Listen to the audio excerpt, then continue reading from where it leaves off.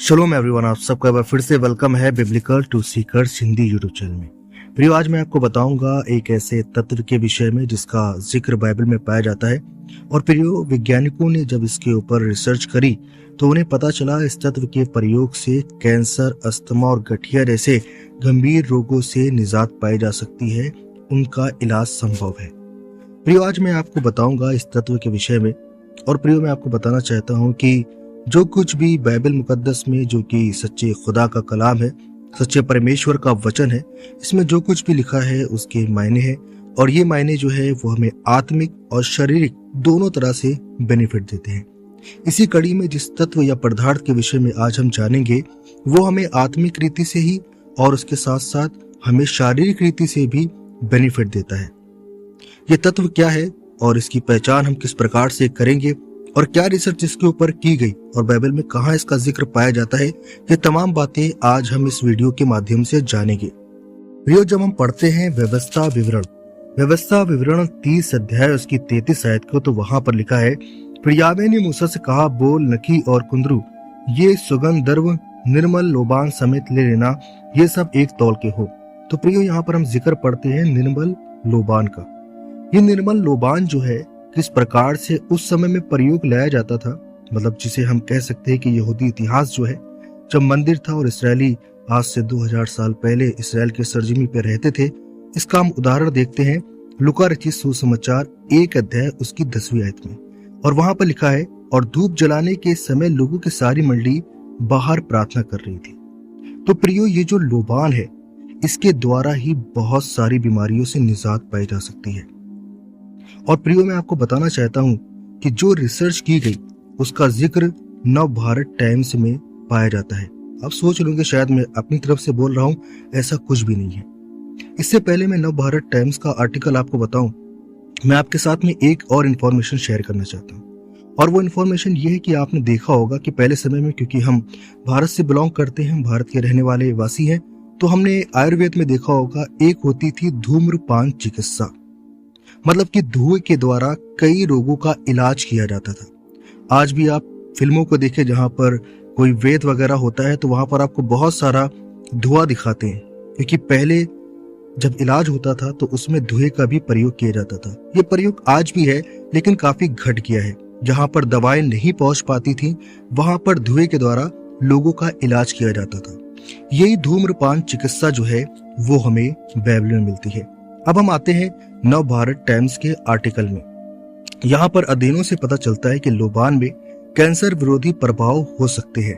Test tube शोधों से पता चलता है कि इसमें मौजूद बॉसवेलिक एसिड कैंसर कोशिकाओं को फैलने से रोक सकता है।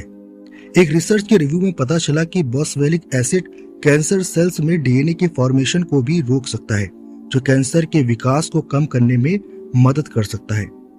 एक अन्य शोध में पता चलता है कि लोबान ब्रेस्ट कैंसर, प्रोस्टेट कैंसर, अग्नाशय कैंसर, स्किन कैंसर और कोलन कैंसर यानी पेट के कैंसर कोशिकाओं के खिलाफ भी प्रभावी है, या कैंसर के उपचार के दुष्प्रभावों को कम करने में भी मदद कर सकता है। और ये सिर्फ नव भारत टाइम्स की हेडलाइन या इसमें इसका विवरण नहीं है, बल्कि इसके अलावा हम देखेंगे कि विदेश में इसके विषय में या किन डॉक्टरों ने इसके ऊपर रिसर्च किया, जिसके विषय में मैं आपको इस वीडियो के माध्यम से बताने वाला हूँ। ये जैसा कि आप देख सकते हैं, ये इंग्लिश का आर्टिकल है जो कि देबरा रोज विल्सन करके डॉक्टर है, उन्होंने इसके विषय में बहुत ही तफसील से लिखा है। अगर आपको इंग्लिश आर्टिकल पढ़ना है तो इस वीडियो के लिंक के डिस्क्रिप्शन में आप जा सकते हैं, वहां से आप पूरा इसको पढ़ सकते हैं कि किस प्रकार से ये लोबान जो है वो लोगों की जिंदगी में बहुत ज्यादा असरअंदाज है। अब यहाँ पर एक सवाल हो सकता है कि लोबान तो नई व्यवस्था या फिर कह सकते हैं कि नए नियम के अनुसार तो हम नहीं इसका प्रयोग कर सकते हैं, और अन्य जाति शायद इसका प्रयोग नहीं करते थे, या परमेश्वर ने अन्य जातियों को तो इस थेरेपी या फिर कह सकते हैं कि इस आज्ञा के विषय में या फिर इस कार्य को करने की मनाही की है। तो मैं आप लोगों के लिए 2 आयतें पढ़ना चाहता हूँ कि किस प्रकार से लोबान जो है वो परमेश्वर को चढ़ाई गई भेंट है और इससे आपके हेल्थ बेनिफिट है, और परमेश्वर आपको आदेश भी देता है कि आप ऐसा करो। मलाकी 1:11 में जब हम पढ़ते हैं तो उसमें लिखा है, क्योंकि उदयाचल से लेकर अस्ताचल तक अन्य जातियों में मेरा नाम महान है, और हर कहीं मेरे नाम पर धूप और शुद्ध भेंट चढ़ाई जाती है, क्योंकि अन्य जातियों में मेरा नाम महान है, सेनाओं के यहोवा का यही वचन है। तो यहाँ पर हम देखते हैं कि अन्य जातियां जो कि परमेश्वर को जानती हैं, जो कि परमेश्वर को मानती हैं, वो भी धूप मतलब कि लोबान चढ़ा रही हैं, जिसे हम कह सकते हैं कि ये एक प्रकार का धन्यवाद भेंट है। इसके अलावा हम देख सकते हैं प्रकाशित वाक्य 8 अध्याय की 4 आयत को, तो वहां पे लिखा, और उस धूप का धुआं पवित्र लोगों की प्रार्थनाओं सहित स्वर्गदूत के हाथ से परमेश्वर के सामने पहुंच गया।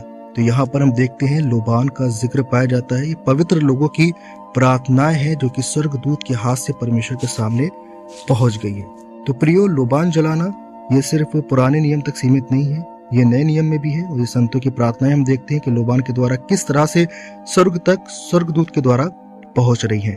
तो ध्यान रखें, ये लोबान जलाना या इसका धुआं लेना ये आपको हेल्थ बेनिफिट पहुंचाता है। लेकिन मैं आपसे इतना कहना चाहूंगा कि कभी भी अगर आप लोबान जलाते हैं तो कृपया करके ध्यान रखें कि आप उसके ऊपर पहले प्रार्थना कर ले, उसके बाद में ही अपनी प्रार्थनाओं को उस पर जारी करें। आप सबको अब्राहम इसहाक इसराइल करीम आशीष दे। आप सबको शलोम।